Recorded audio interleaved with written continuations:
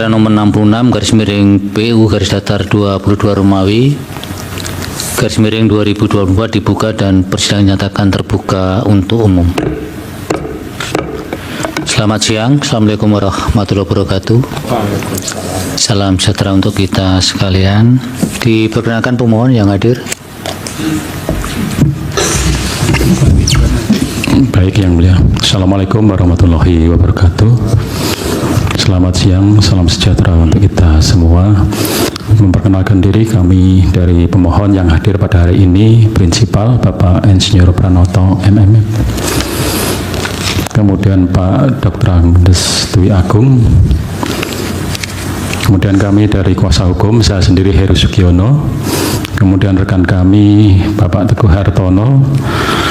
Yang ketiga Pak Agus Aul Soim dan juga rekan Amudra, serta yang hadir secara online rekan Singgih Tommy Gumilang. Demikian yang mulia, terima kasih. Baik, dari pemerintah silakan. Baik, terima kasih yang mulia. Assalamualaikum warahmatullahi wabarakatuh. Selamat siang, salam sejahtera untuk kita semua. Kami dari kuasa Presiden hadir, dari sebelah kanan Bapak Ahmad Kumaidi, kemudian saya sendiri Purwoko, sebelah kiri saya Bapak Wahyu Jaya. Demikian yang mulia, terima kasih. Baik, terima kasih. Agenda persidangan pada siang hari ini adalah untuk mendengar keterangan ahli yang dihadirkan mahkamah.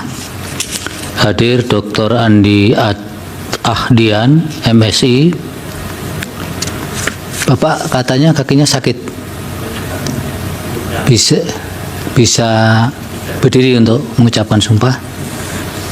Baik, sebelum beri keterangan diminta untuk mengucapkan lafal sumpah. Nanti Bapak berdiri saja di situ. Juru sumpahnya mana? Agamanya Muslim, nanti akan dipandu oleh Yang Mulia Bapak Dr. Ridwan Mansur. Dipersilakan berdiri saja.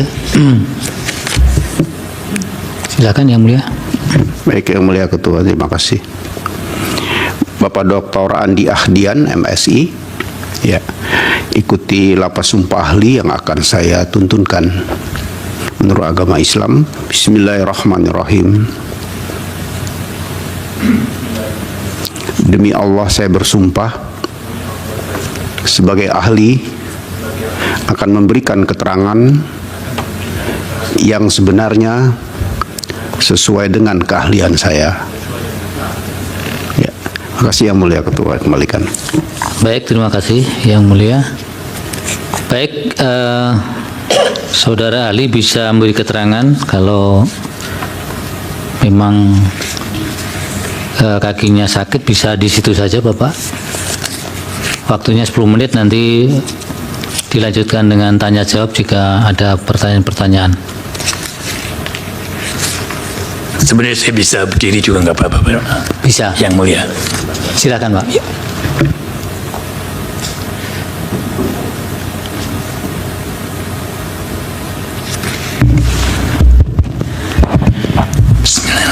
Assalamualaikum warahmatullahi wabarakatuh.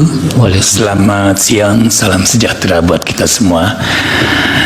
Yang Mulia Majelis Hakim dan bapak-bapak yang hadir saat ini, saya di sini akan memberikan beberapa catatan yang diminta untuk keterangan terkait dengan persoalan konsep bangsa dan proklamasi kemerdekaan Indonesia. Saya akan bacakan. Sebagai satu awal, proklamasi kemerdekaan merupakan sebuah peristiwa monumental yang tidak hanya menjadi titik awal berdirinya Republik Indonesia, tapi juga menegaskan konsep bangsa sebagai basis utama identitas politik dan kedaulatan. Proklamasi Indonesia dengan ini menyatakan kemerdekaan Indonesia. Kalimat ini meski singkat memuat gagasan dasar yang membedakan perjuangan kemerdekaan Indonesia dari banyak gerakan anti kolonial lainnya, yaitu sebuah kesadaran kolektif sebagai sebuah bangsa yang mendahului pembentukan negara. Telah ini bertujuan untuk menganalisis bagaimana konsep bangsa menjadi inti dalam proklamasi kemerdekaan Indonesia dan bagaimana gagasan tersebut terus mempengaruhi dinamika politik, sosial, dan budaya hingga hari ini. Jadi bangsa sebagai satu komunitas politik yang terbayangkan itu adalah konsep dasar yang digunakan dalam teks proklamasi dan dia bukan sebuah proses yang instan. Sebagaimana dijelaskan oleh seorang peneliti bernama Benedict Anderson dalam karyanya Imagine Communities, bangsa adalah sebuah komunitas politik yang terbayangkan, di mana anggotanya meski tidak saling mengenal secara langsung, memiliki rasa kebersamaan yang kuat. Hal ini sangat relevan dengan konteks Indonesia, di mana beragam suku, bahasa, dan budaya menyatu dalam kesadaran bersama untuk melawan kolonialisme Belanda. Proklamasi kemerdekaan menegaskan bahwa bangsa Indonesia lahir dari pengalaman kolektif menghadapi penjajahan seperti yang tercermin dalam gerakan nasionalisme awal abad 20. Sumpah Pemuda tahun 28 menjadi fondasi awal yang merumuskan Indonesia sebagai sebuah bangsa, satu bahasa, satu tanah air. Proklamasi 45 menjadi puncak konkretisasi dari gagasan tersebut, di mana bangsa Indonesia secara resmi menyatakan keberadaannya sebagai entitas politik yang mandiri. Jadi pada poin kedua adalah sebuah kisah tentang bangsa yang mendahului negara. Poin penting yang membedakan proklamasi Indonesia dari banyak negara lain adalah fakta bahwa kesadaran bangsa mendahului pembentukan negara.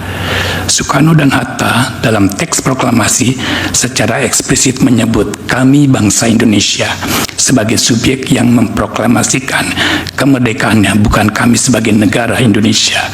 Pernyataan ini menegaskan bahwa bangsa bukan sekedar konsekuensi berdirinya sebuah negara, tetapi entitas yang sudah ada sebelumnya. Sebagaimana dipapalkan oleh Immanuel Wallerstein, dalam banyak kasus di Eropa, pembentukan negara selalu mendahului pembentukan bangsa, seperti dalam pembentukan proses negara nasional di Prancis dan Inggris. Negara hadir terlebih dahulu sebelum bangsa. Namun di Indonesia, prosesnya justru berbalik. Bangsa muncul sebagai respons terhadap kolonialisme, menjadi alat perjuangan, dan akhirnya membentuk negara sebagai manifestasi politik dari kesadaran bangsa. Poin ketiga, dalam bangsa sebagai alat solidaritas politik, dalam konteks proklamasi kemerdekaan, istilah bangsa bukan hanya konsep abstrak, tapi juga alat solidaritas politik yang efektif. Indonesia terdiri dari berbagai kelompok etnis, agama, dan budaya, membutuhkan narasi pemersatu untuk melawan dominasi kolonial. Proklamasi mengadopsi istilah itu untuk menciptakan ruang politik baru yang melampaui batas-batas lokal, parokial, dan etnis. Robert Edward Elson dalam The Idea of Indonesia sebagai sebuah history menegaskan bahwa ide tentang Indonesia sebagai bangsa adalah sebuah hasil dari proses panjang yang melibatkan generasi intelektual pribumi yang terpelajar di Belanda dan mengadopsi gagasan modern tentang nasionalisme.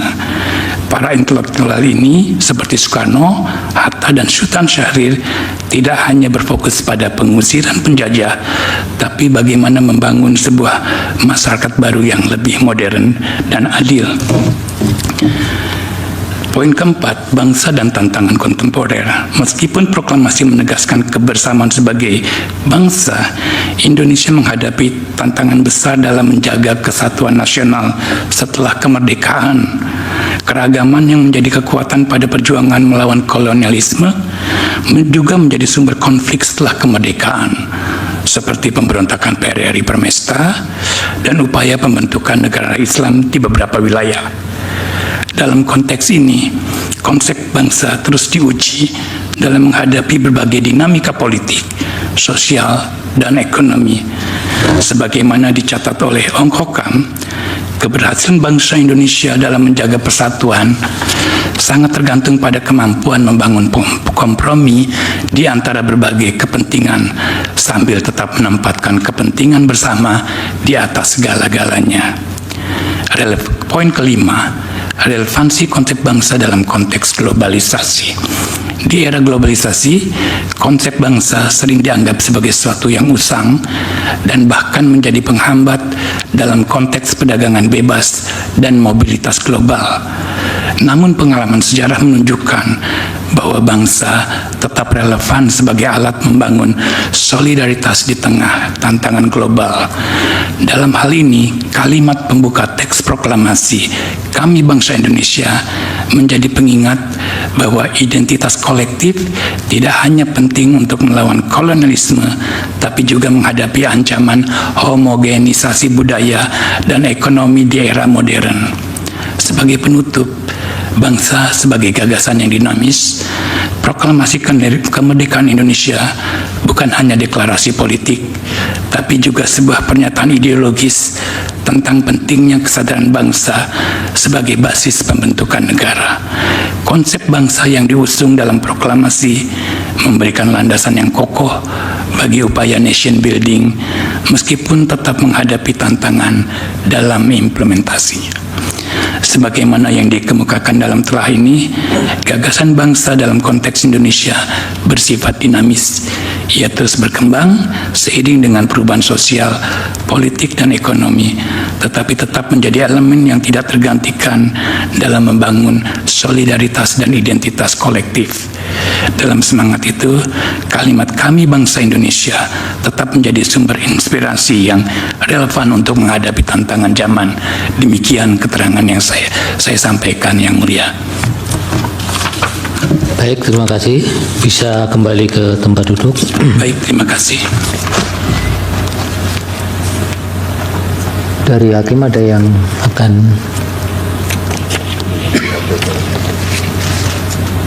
Prof. Arif, silakan Prof.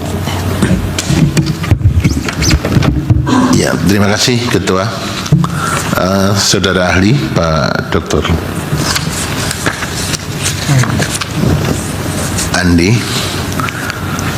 terima kasih atas keterangannya, dan saya mencoba mengkaitkan dengan apa yang dimohonkan oleh pemohon. Jadi pada waktu fakta empiriknya kan pada waktu 17 Agustus itu jelas kemerdekaan bangsa Indonesia, ya kan, yang dipakai kemerdekaan bangsa Indonesia. Iya. Tapi kemudian sekarang berkembang, dan di dalam peraturan perundangan yang di judicial review ini itu tidak disebut sebagai kemerdekaan bangsa, tapi kemerdekaan negara Republik Indonesia. Dan juga peringatan-peringatan 17 Agustus sekarang adalah peringatan Hari Kemerdekaan Negara Republik Indonesia, bukan bangsa Indonesia. Dari sisi nomenklatur atau kata yang digunakan itu, satu pertanyaan saya, apakah ada sesuatu yang kurang pas dalam pengertian yang sifatnya faktual, aktual, dan empirik, berbeda apa yang dirasakan. Tapi apakah juga yang kedua pertanyaannya, dengan perbedaan ini apakah ada dampaknya?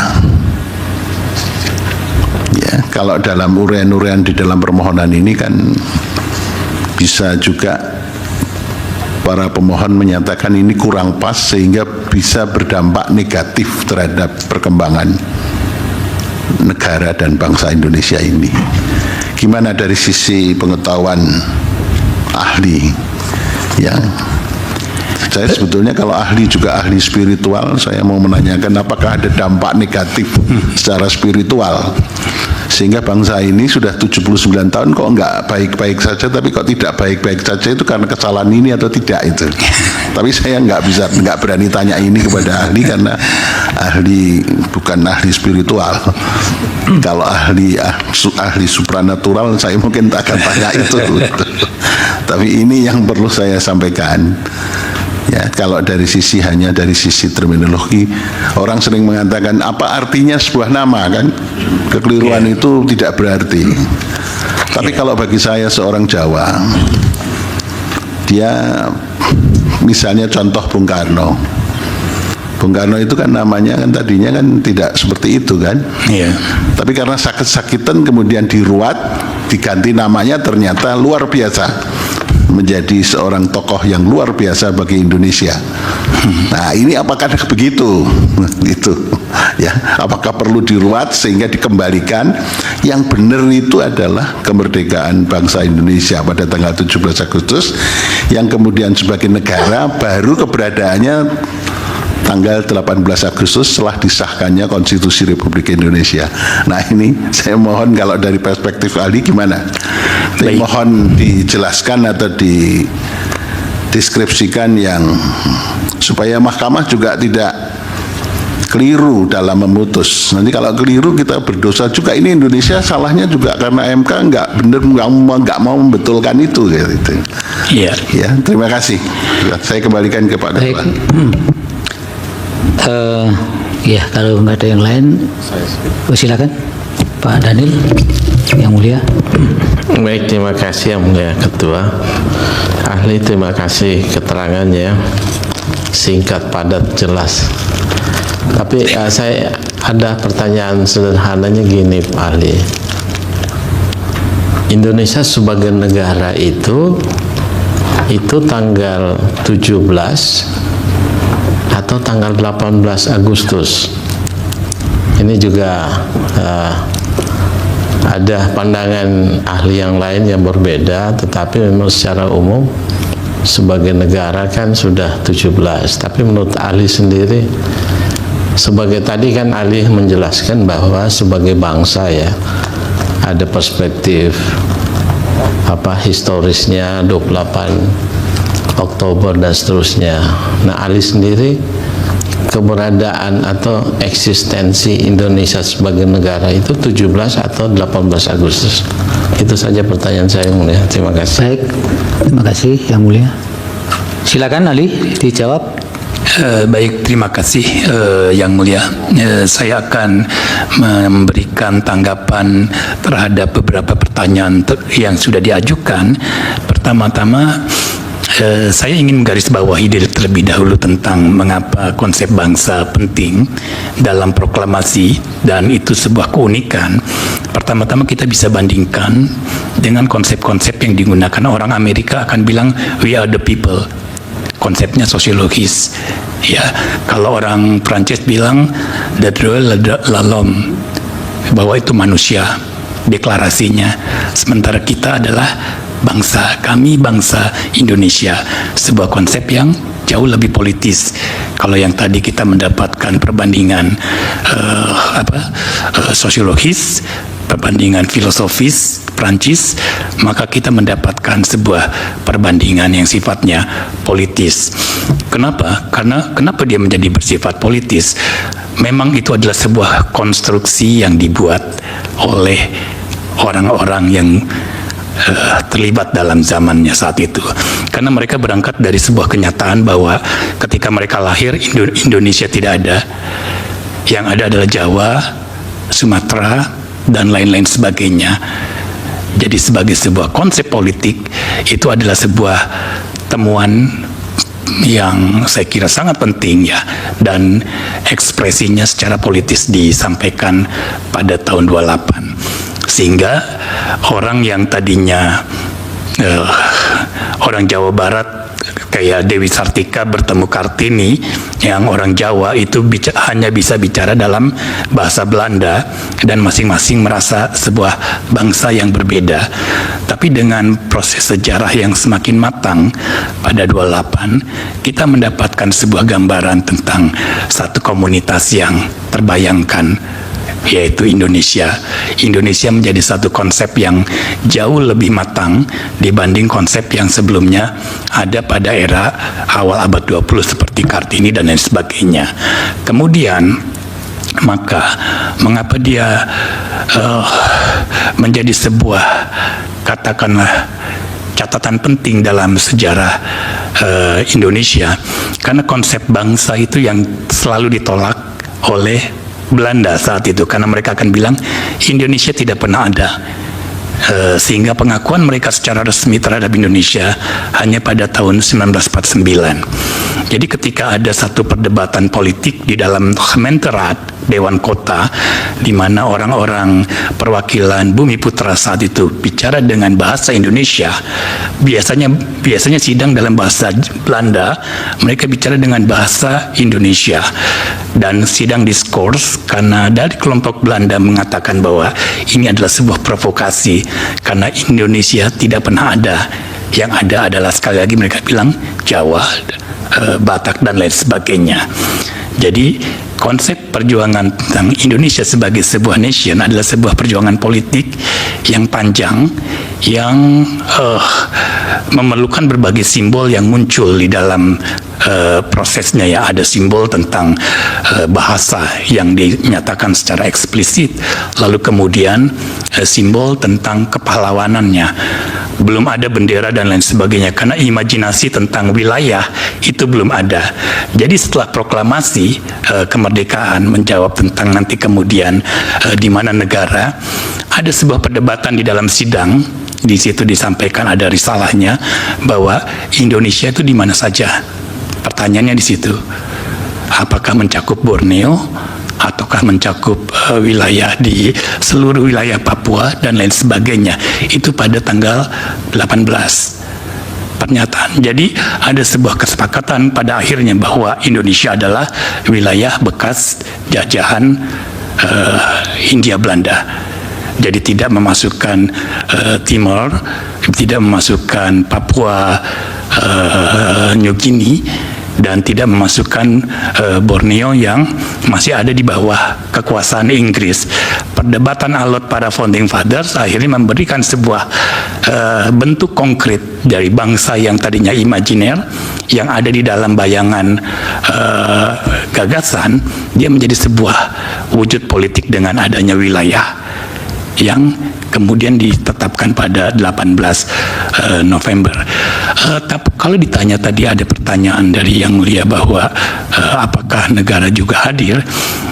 Kalau kita lihat teks proklamasi, saya bukan ahli hukum, pastinya saya bukan yang tidak terlalu paham tentang bagaimana arti semantik tersebut, tapi itu disebutkan bahwa dalam proklamasi disebutkan pengambil alihan kekuasaan dalam tempo sesingkat-singkatnya. Artinya adalah sebuah transfer kekuasaan pada tanggal 17 tersebut. Meskipun belum dinyatakan secara eksplisit nanti tentang konstitusi dan lain sebagainya. Karena dinyatakan bahwa dalam waktu atau tempo yang sesingkat-singkatnya. Ini juga menegaskan, saya sebagai sejarawan harus sampaikan bahwa proklamasi Indonesia adalah sebuah peristiwa yang sifatnya darurat. Kedaruratan itu memang tidak sempurna dalam beberapa catatan. Beda dengan misalnya Deklarasi Kemerdekaan Amerika yang punya beberapa paragraf, kita hanya satu paragraf. Jadi bisa dipahami tentang situasi yang mendasari bagaimana proklamasi tersebut. Tapi kita tahu bahwa semangatnya adalah satu konsep yang mewakili tentang konsep bangsa. Lalu bagaimana dia bisa memberikan pengaruh gitu ya, kira-kira ya, pengaruh kita kemudian. Saya kira ini bisa pengaruh itu sebenarnya bisa dilihat pada, seperti sempat saya singgung tentang bahwa pembentukan sebuah negara republik yang baru itu tidak mudah karena dia berubah bentuk ya. Pertama dari negara kesatuan menjadi negara yang serikat. Ada bentuk negara yang berbeda dan kemudian beralih lagi menjadi negara kesatuan. Itu satu. Jadi ada proses yang menunjukkan bahwa ada satu philosophical political filsafat politik yang mendasari bagaimana proses transformasi sejarah itu terjadi. Kemudian seperti yang saya sebut juga adalah challenge, tantangan dari dalam ketika ada perubahan-perubahan, bagaimana tantangan terhadap negara republik, ya, terbentuknya negara Islam dan juga terbentuknya klaim tentang pemberontakan di wilayah PRRI Permesta. Sekali lagi, bangsa menjadi sebuah kekuatan memobilisasi politik itu. Jadi bagaimana cara Soekarno misalnya, pemerintah saat itu menghadapi perlawanan separatisme, call-nya adalah we are the nation. Kita masih menjadi satu bangsa, dan bangsa adalah satu ikatan kita bersama yang menyatukan kita dalam satu arah politik saat itu di dalam konteks perang dingin di Indonesia, di dunia ya saat itu. Sehingga saya kira kita akan selalu mendapatkan banyak tantangan seperti yang ke depan yang saya sebutkan, bahwa dalam era globalisasi, homogenisasi budaya, Indonesia, apa itu Indonesia, itu tetap menjadi sebuah pertanyaan. Maka bangsa saya kira tetap menjadi unique marker dari kita sebagai sebuah komunitas bersama. Demikian Yang Mulia. Silakan, ada sedikit dari Prof. Saldi. Ya, terima kasih Yang Mulia Pak Ketua. Saudara ahli, terima kasih atas keterangannya. Bisa nggak kami dibantu memperdalam bagaimana ahli menjelaskan konsep bangsa dan konsep negara dalam konteks yang dipersoalkan oleh pemohon ini? Pemohon itu kan pada intinya begini katanya, kita dulu kan kemerdekaan bangsa Indonesia, lalu tiba-tiba itu diubah menjadi negara, hari ulang tahun, segala macam itu. Pemilihan atau pemindahan diksi dari bangsa menjadi negara itu bagaimana ahli menjelaskannya? Sebab begini, kalau orang bicara bangsa, nasion itu kan sebetulnya tidak terikat oleh batas-batas. Yeah. Jadi bisa saja saya merasa orang Melayu, bangsa Melayu misalnya, atau kita merasa sebagai bangsa Melayu, itu bisa saja negaranya Malaysia, Singapura, Indonesia kan. Nah, lalu kalau konsep negara itu kan ada batas-batasnya. Bagaimana ahli menjelaskan kepada kami yang diproklamasikan 17 Agustus itu kemudian itu adalah proklamasi untuk menjadi sebuah negara? Ya. Nah, bagaimana ini? Ini kan dua konsep sebetulnya yang mereka ini tidak setuju ini. Orang dulu proklamator memproklamasikan kemerdekaan bangsa, kok tiba-tiba sekarang berubah menjadi negara. Jadi mereka mau mengembalikan semua yang negara-negara itu dikembalikan ke konsep bangsa. Artinya apa? Kalau itu yang diterima, ini untuk sekedar men-challenge ahli saja.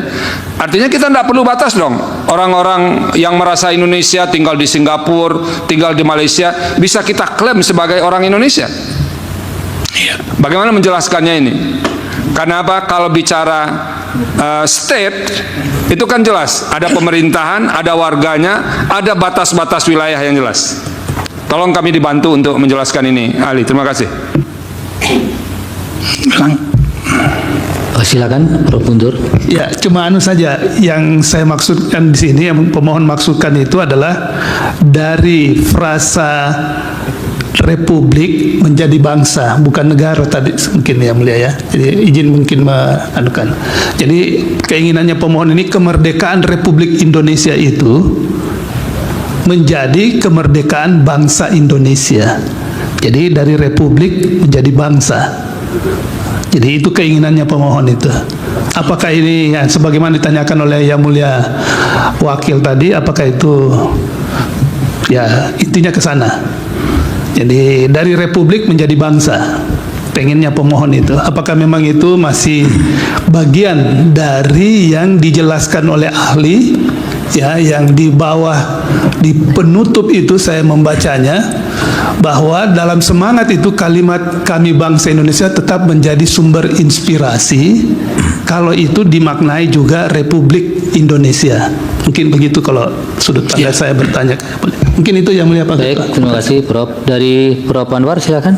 Ya, terima kasih Yang Mulia. Saya hanya ingin menambahkan sedikit aja yang disampaikan oleh Yang Mulia Prof. Saldi maupun Yang Mulia Prof. Guntur. Ini memang betul. Kita lihat memang beberapa keanehan di berbagai belahan dunia istilah bangsa ini. Ya, saya ingin mencontohkan saja misalnya ya, kita kenal bangsa Kurdi. Kurdi itu mendiami 4 negara. Sebagian ada di belahan Turki, Iran, Irak, dan Suriah. Jumlah populasinya sekitar 70 juta itu.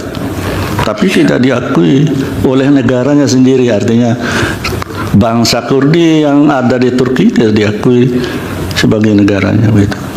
Ya itu hanya tambahan aja. Jadi memang benar apa yang disampaikan oleh para yang mulia tadi. Itu bagaimana pandangan ahli dengan kenyataan yang ada. Terima kasih. Baik, terima kasih. Prof. Anwar. Silakan ahli ditambahkan. Baik, terima kasih Yang Mulia. Saya akan memberikan tanggapan terhadap beberapa catatan. Intinya adalah bagaimana bangsa dan kaitannya dengan negara ya, hypen antara negara dan bangsa. Kalau kita kembali pada satu konteks sejarah yang saat itu terjadi, sangat jelas sebenarnya ada satu pernyataan yang disampaikan Soekarno dalam satu artikel bahwa kita perlu rumah Indonesia. Jadi ada satu konsep bangsa yang abstrak, tapi dia juga cerita menyampaikan dalam salah satu tulisannya bahwa kita perlu gedung Indonesia, satu bangunan konkret dari sebuah gagasan yang abstrak tentang Indonesia sebagai sebuah bangsa, sebuah cita-cita. Maka bunyi proklamasi saya kita bisa pahami pada saat itu adalah menyatakan, mendeklarasikan diri sebagai sebuah bangsa, kami bangsa yang merdeka dan membentuk sebuah negara, karena ada aspirasi untuk pengambil alihan kekuasaan dalam tempo yang sesingkat-singkatnya. Jadi dalam catatan itu wujud dari cita-cita lama ya, bahwa sebuah bangsa saja, bangsa sebagai konsep politik sudah pasti tidak cukup, karena dia memerlukan sebuah badan, sebuah apa yang disebut Bung Karno sebagai rumah Indonesia. Kita perlu batas-batas. Maka pada tanggal 18 ada perdebatan seperti yang tadi saya sampaikan tentang wilayah dibentuk negara. Wilayah Indonesia yang mana saja saat itu ada. Hatta bilang ya Borneo campur masuk Kalimantan keseluruhan menjadi bagian Indonesia, dan tadi Papua dan sebagainya. Maka kesepakatan menjadikan bekas negara kolonial sebagai negara kita, batas negara Republik Indonesia saat itu menjadi sebuah keputusan yang atas dasar satu pertimbangan politik yang sangat matang, karena Inggris masih sebuah ancaman. Dan juga betul tadi bahwa konsep bangsa bisa siapa saja, karena waktu proklamasi kemerdekaan, sebelum proklamasi itu orang-orang dari Malaysia datang, Tunku Abdurrahman ya, mereka minta menjadi bagian dari Indonesia, menjadi Republik Indonesia, dan tapi tidak diamini oleh Soekarno-Hatta karena ada Inggris yang menjadi ancaman buat Indonesia. Kita punya ancaman dengan Belanda, mau nambah lagi dengan ancaman Inggris. Tentu tidak sebuah problem yang taktis ya. Jadi bangsa punya rumah yang namanya Indonesia, yang kemudian dirumuskan di dalam perdebatan sehari setelah proklamasi bahwa inilah rumah kita, inilah dibuat konstitusi, dan itu yang menjadi batasan yang jelas. Apabila disebutkan tadi pernyataan bahwa mungkin republik itu adalah nama yang mewakili konsep bangsanya, Republik Indonesia, karena itu yang kemudian dalam sejarah disebutkan bahwa mendapat pertentangan dengan konsep negara serikat. Jadi ada disebut Republikan dengan orang federalis. Itu juga sebuah konsep politik di mana bentuk negara menjadi sebuah pertaruhan dalam menjaga kedaulatan yang kemudian nanti dirumuskan dalam Hari Kedaulatan. Saya kira begitu jawabannya. Terima kasih. Baik, terima kasih. Untuk sidang hari ini adalah sidang yang terakhir. Oleh karena itu,